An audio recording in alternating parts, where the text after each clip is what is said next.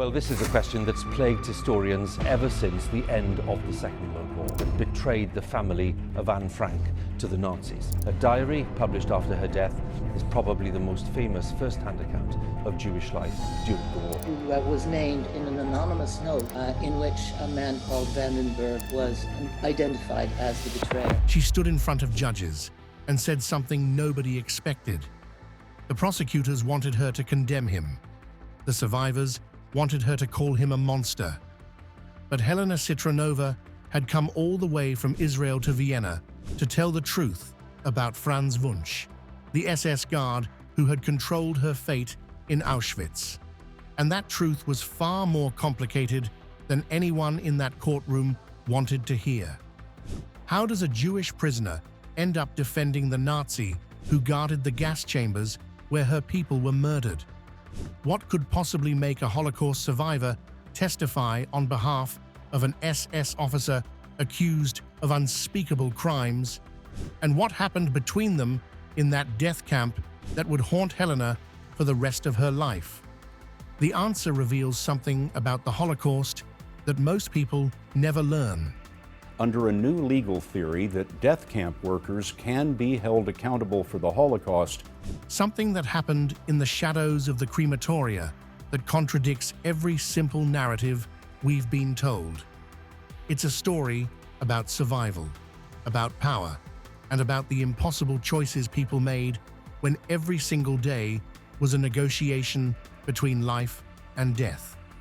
What Helena said that day in Vienna would shock the world and force us to confront the moral complexity of one of history's darkest chapters. But to understand why she was even there, we need to go back to March 1942, Helena's arrival and the birthday concert. Helena Citronova grew up in the town of Humen in eastern Slovakia, the daughter of a cantor. She lived an ordinary life until everything changed. She was just 17 or 18 years old when Slovak authorities told her and nearly 1,000 other young Jewish women that they were going to perform national work service for a few months. It was a lie. The Slovak government had actually sold them to the Nazis for about $500 per prisoner. On March 26, 1942, Helena arrived at Auschwitz on the first official transport of Jewish women to the death camp. The suggestion that the betrayer appears to be someone from within the Jewish community is hard for many to bear. She became prisoner number 34,902, tattooed with an identification mark that would stay with her for the rest of her life. These 997 young women, most of them unmarried and between 16 and 36 years old, were the first female prisoners in the camp's history. They arrived before the women's barracks were even fully constructed. The reality they encountered was beyond anything Helena could have imagined. The barracks were lice-infested wooden structures that lacked insulation, sanitation, or proper bedding. The women slept on straw-stuffed sacks and lived in constant terror of selections, the daily events where SS doctors, particularly the infamous Josef Mengele, chose who would continue working and who would be sent to the gas chambers based on perceived physical fitness. Food was a form of torture in itself. Daily rations consisted of a thin slice of bread, watery soup, and a black coffee substitute that barely kept them alive. Forced labor lasted 10 to 12 hours every day. Helena and the other women dug ditches, carried bricks, and hauled stones, while SS guards routinely beat them for infractions as minor as not standing straight or moving too slowly. Diseases swept through the camp like wildfire. Typhus, dysentery, and tuberculosis killed many who survived the initial selections. With no access to adequate medical care, women perished quickly. The psychological toll was just as devastating. Helena watched family members disappear, witnessed public executions, and saw friends vanish during daily selections. In 1942 alone, approximately 200,000 people died at Auschwitz. The vast majority of them were Jews. Helena's first job was demolishing a ruined building at the camp. Guards forced the women to stay at the worksite even when parts of the building they were dismantling fell down. Years later, Helena would describe how they weren't allowed to run when the wall came down, so the first girls were crushed and died on the spot. Here's where it gets strange. Helena managed to survive those initial months, which already placed her among the minority.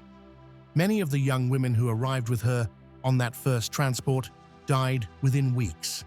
At some point, she was transferred to what prisoners called the Canada warehouse, where they sorted through the belongings of murdered Jews. It was physically less grueling work, but emotionally excruciating. The women handled suitcases, clothes, photographs, and toys belonging to people who had just been exterminated. On her first day working in the warehouse, Helena was ordered to perform an unusual task. It was the birthday of Franz Wunsch, one of the SS guards in charge of the gas chambers at Auschwitz. Helena was asked to sing for him at his birthday party. If she made a good impression, she was told, she might get to stay in the warehouse work detail. Helena decided to do everything she could to survive. Franz Wunsch was just 20 years old, but he was already a hardened Nazi. He'd volunteered for the ruthless SS when he was a teenager. At Auschwitz, he was responsible for unimaginable brutality. His duties included overseeing prisoner labor, supervising the sorting of belongings in the Canada warehouse, and general camp enforcement operations. Years after the war, he would stand trial charged with shooting and murdering Jewish prisoners, especially members of the Sonderkommando. The Jewish laborers, who were forced to herd victims into gas chambers, remove their bodies, burn them in the crematorium, and dump the ashes into rivers. But on that birthday, something happened that would change both their lives forever. Helena sang birthday songs with tears streaming down her cheeks. She believed she was about to die and sang with the passion of someone performing for the last time. She only knew a few German songs, including one called Love It Was Not. When she finished, Wunsch did something that shocked her. He asked her to please sing the song again. That single word stunned Helena. She later recalled hearing the voice of a human being, not the roar of animals. She heard the word, please. She looked up with tears in her eyes, saw a uniform, and thought to herself, where are the eyes of a murderer? These are the eyes of a human being. But here's the thing. What seemed like a moment of humanity was actually the beginning of something far more complicated and dangerous. The dangerous bond and Wunsch's pursuit. Franz Wunsch was born in Vienna, Austria, during the years following the collapse of the Austro-Hungarian Empire. His adolescence coincided with the rise of fascism in Austria and the Nazi annexation of the country in March 1938. Like many young Austrian men of his generation, Wunsch became part of the Nazi system early. He was just a teenager when he entered Nazi service, and by the time he was deployed to Auschwitz, he had been thoroughly indoctrinated. His rank was SS Unterscharführer, equivalent to a junior non-commissioned officer. While he wasn't one of the notorious figures like Mengele or Camp Commandant Rudolf Höss, Wunsch's role as a guard placed him squarely within the machinery of genocide. Every SS man in Auschwitz was complicit. According to later trial records, he participated in beatings and forced labor assignments. He was also implicated in encouraging or forcing prisoners to perform acts of humiliation. After that birthday concert, Wunsch began pursuing Helena in ways that put her in grave danger. He visited her at the Canada warehouse and threw her a letter. Helena destroyed it immediately, but she saw the word love before she did. The letter said he had fallen in love with her. Her reaction was visceral. She thought to herself that she would rather be dead than be involved with an SS man. For a long time afterwards, there was just hatred. She couldn't even look at him. But Wunsch continued. And here's where the moral lines become impossibly blurred. He began smuggling Helena extra food. In Auschwitz, where daily rations were calculated to barely keep a prisoner alive, this was literally the difference between life and death. The typical daily allowance consisted of watery turnip soup, a piece of bread often covered in sawdust, and sometimes a sliver of margarine or sausage. Malnutrition and starvation were endemic. Wunsch gave Helena extra food, clothing, sheets, and blankets. He turned over his own food rations to her, even giving her gifts of food that his mother sent him. He also arranged for Helena to keep her position in the Canada warehouse. It was physically less demanding than hauling bricks or digging ditches, though the emotional toll of sorting through the belongings of freshly murdered families was excruciating. Still, the work came with marginally better survival prospects, and Wunsch's influence played a role in keeping her there. For Helena, none of this was romantic. She was acutely aware of the nightmarish imbalance that defined their relationship.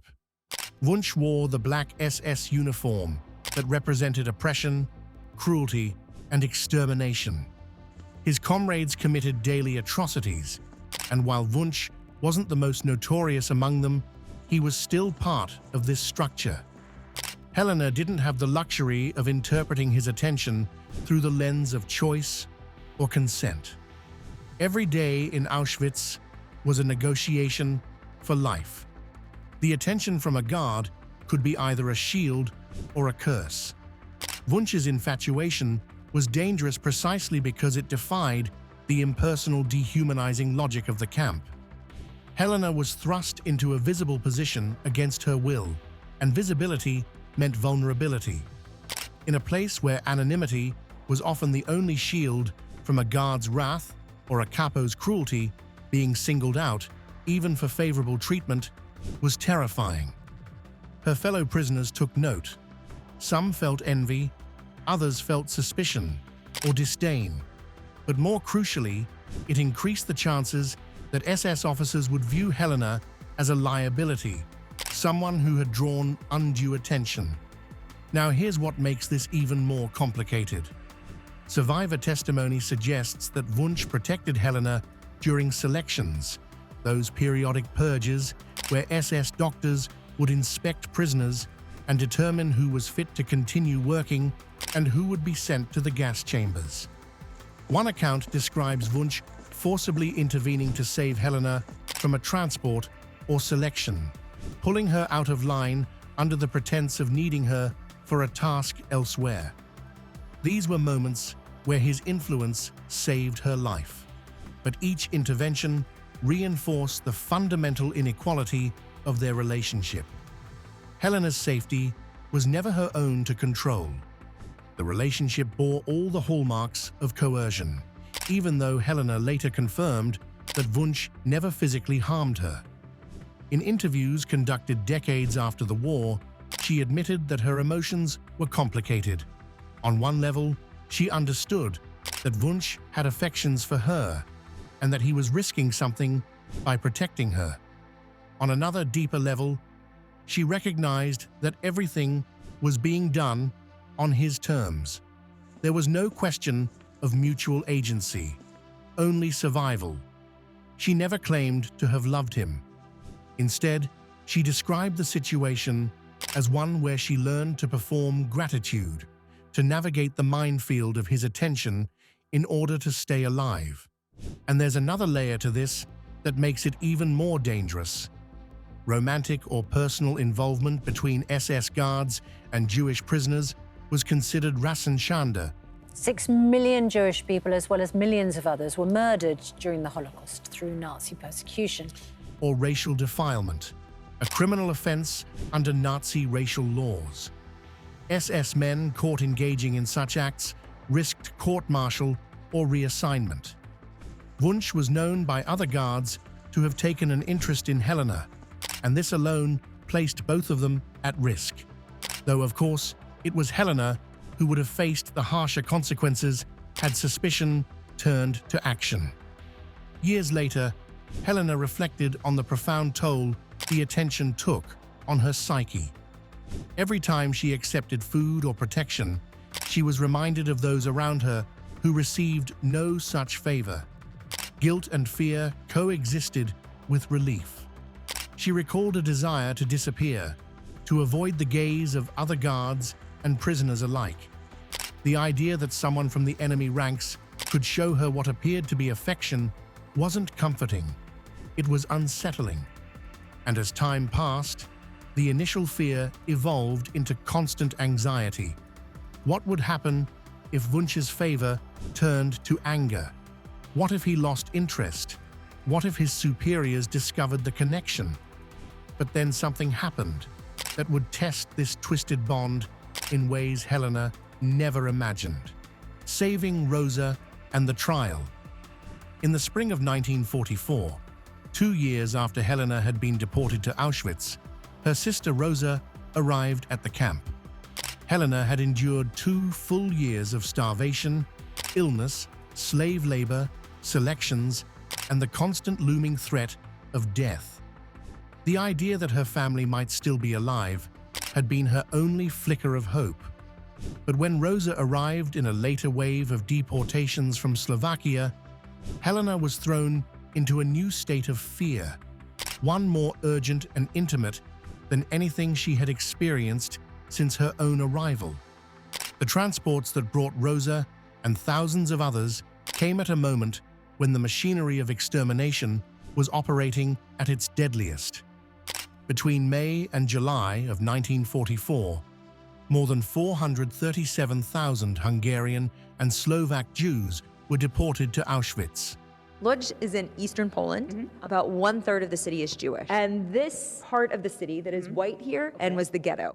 Many arrived directly at Birkenau's ramp and were selected immediately upon disembarkation for either forced labor or extermination.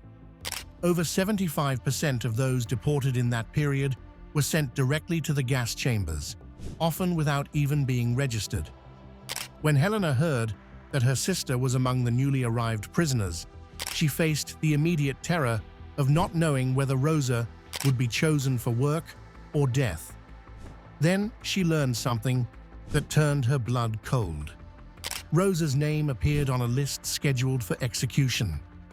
Such lists were compiled during selections conducted by SS officers and doctors, most infamously Dr. Joseph Mengele, the camp physician who had complete authority to determine which prisoners were fit to work and which would be exterminated. Mengele, known as the Angel of Death, was particularly interested in twins and individuals with unique physical features whom he exploited for pseudo-scientific experiments under the guise of medical research. These experiments often involved forced sterilizations, amputations, injections of chemicals, and other horrific procedures. Yet paradoxically, being selected for experimentation sometimes meant temporary survival, if only because subjects were kept alive for ongoing procedures. Upon discovering her sister's name on the list, Helena turned in desperation to Franz Wunsch. What happened next is one of the strangest moments in this already impossible story. Wunsch responded with an urgent and emotionally fraught proposition. He begged Helena to convince Rosa to lie during the next selection and claim that she was a twin. It was a calculated gamble. Mengele was known to spare twins and unusual subjects from the gas chambers, often redirecting them to his barracks for experiments. Wunsch appeared to understand Mengele's sadistic preferences and used that knowledge to devise a survival tactic. Helena agreed, but convincing Rosa to follow the plan was not simple. Like all new arrivals, Rosa was terrified and disoriented. The disembarkation process at Birkenau was designed to bewilder and dehumanize. Prisoners were ordered off freight cars, forced to line up under barking SS men and dogs, and subjected to rapid selection by uniformed officials. Many were sent directly to the gas chambers. Those chosen for labor were often unaware of the precise mechanics of what lay ahead. In this climate of chaos, Helena managed to reach her sister and relay Wunsch's instructions. She told Rosa to say she was a twin and to show calm confidence when doing so. Miraculously, the strategy worked. When Rosa was brought before Mengele, she repeated the lie, claiming she had a twin sister who had also arrived in the camp.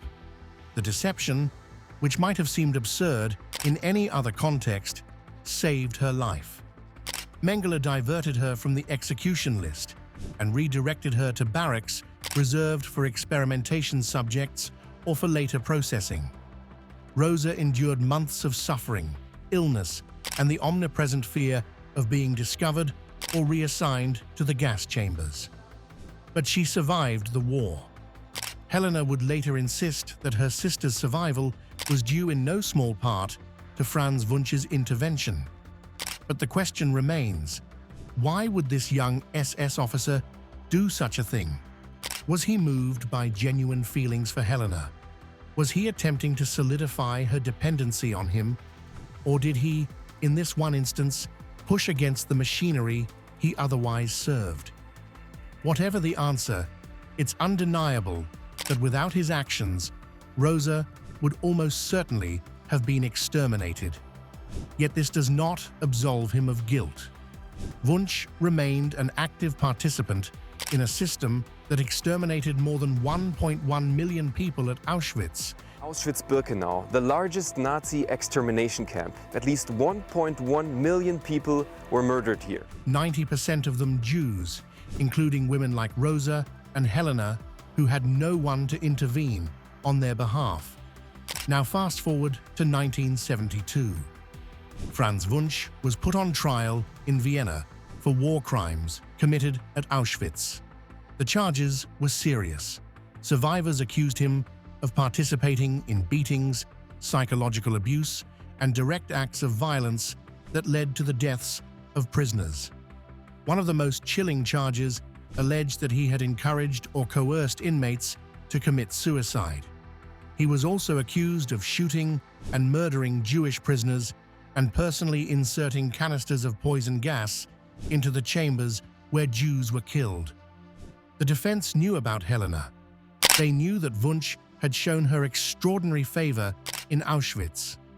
Though such relationships were always steeped in coercion, the defense used her case to argue that Wunsch had the capacity for mercy and even compassion, painting him as a man who had acted with moral ambiguity rather than outright evil. The court summoned Helena from Israel, and she agreed to appear. More than 25 years had passed since she had last seen the man who altered her fate inside a death camp. Helena's courtroom appearance stunned the public. She arrived not to denounce Wunsch as a monster, but to tell the truth in full complexity. Under oath, she did not deny the atrocities that Wunsch had committed. She acknowledged that he had been part of the system of terror, that he had been present during selections, and that he had the power to kill or save with a glance. But she also testified that he had shown her kindness, that he had shielded her from death, and that he had intervened to save her sister's life. She made it unequivocally clear that she had never loved him, never consented to a romance, and never forgotten that he was an SS officer. But she believed that telling the full truth, including the parts that made her deeply uncomfortable, was a moral obligation.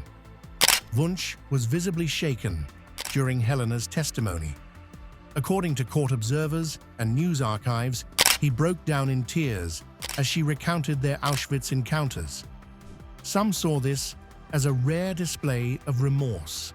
Others viewed it as a tactical show of emotion. Whatever the motive, the impact on the court was undeniable. In a controversial verdict, Franz Wunsch was acquitted, The court cited insufficient direct evidence of murder and torture, and Helena's testimony of kindness appeared to weigh heavily in the judgment. Critics argued that her account, though honest, had inadvertently contributed to the whitewashing of a man who had helped enforce the genocidal machinery of Auschwitz. Aftermath and legacy. Helena returned to Israel shortly after the trial and resumed her quiet life, continuing to avoid public discussions of her past. For decades, she spoke nothing of Auschwitz, nor of Franz Wunsch. Her family knew she had been in the camps, but they didn't know the details, not about the selections, not about the SS officer who had once risked his position to protect her. In later years, however, she opened up to historians and filmmakers. She contributed in-depth interviews to the USC Shoah Foundation's Visual History Archive, a living educational reservoir of survivor testimonies.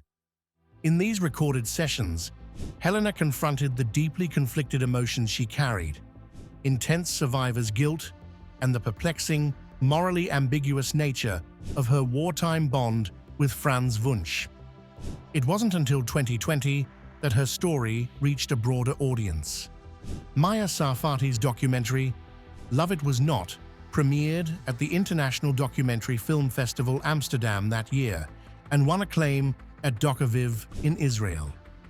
The film revisited Helena's testimony as well as archival footage and interviews with her sister Rosa, Franz Wunsch's daughter Dagmar, and other women from the Canada unit at Birkenau, drawing renewed attention to the paradox of their relationship.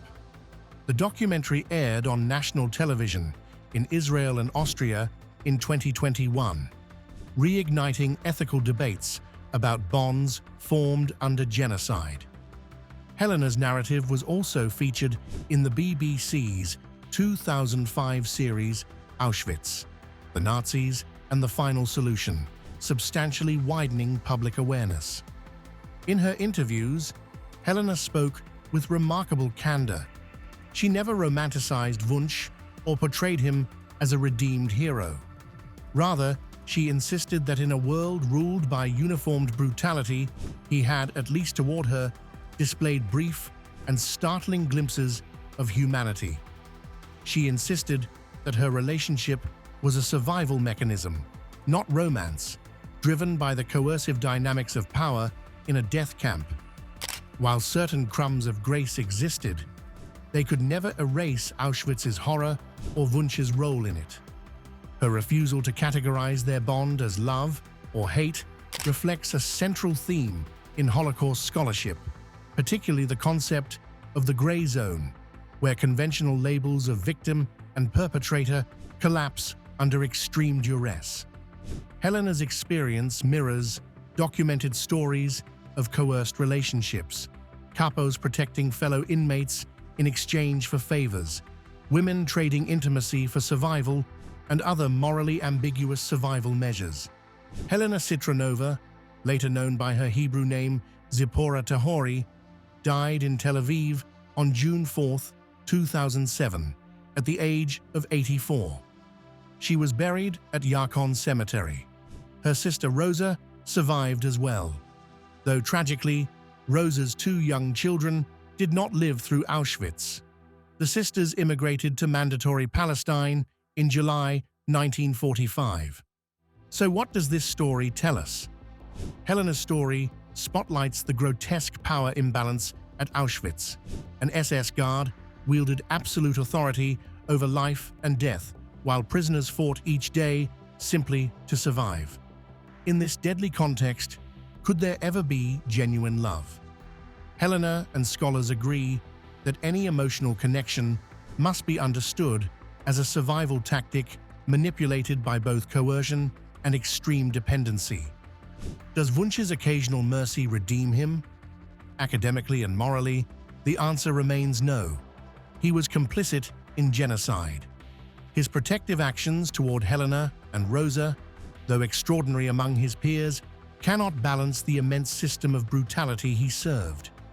Helena made clear she neither loved him nor saw him as innocent.